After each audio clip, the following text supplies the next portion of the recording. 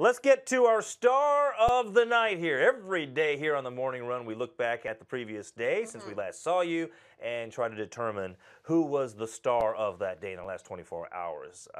I know where you're going. Yes. And for the same reasons I picked Lucas Duda, I'm going to go with Michael Brantley of the Cleveland Indians. While we're awaiting the big celebration tonight in the ring ceremony for the Chicago Cubs, the American League champions also had their home opener last night, gave out their AL rings, and it ended in grand style as Michael Brantley, a guy who knows, if Michael Brantley had been on the team last year, been available to play, not be injured, we might have seen this very celebration at the end of Game 7, right? Who knows?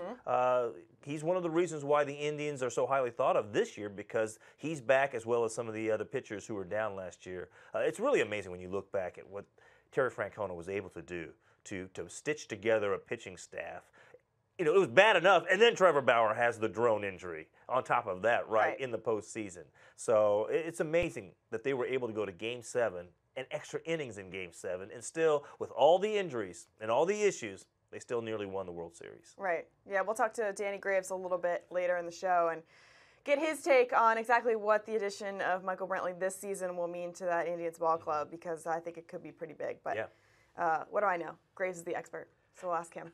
My star of the night is none other than Yoenis Cespedes, because come on, this guy was absolutely lit. 3 home runs. That's not his name.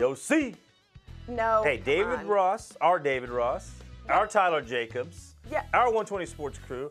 I see it all over. I was at every Mets home game for the past 3 years. You were busy working. Never once heard anyone call him Yossi. Anyway, 4 for 6, 3 home runs, 5 RBI, an incredible night. I think actually he swung at a wild pitch at some point, and it kind of threw his balance off.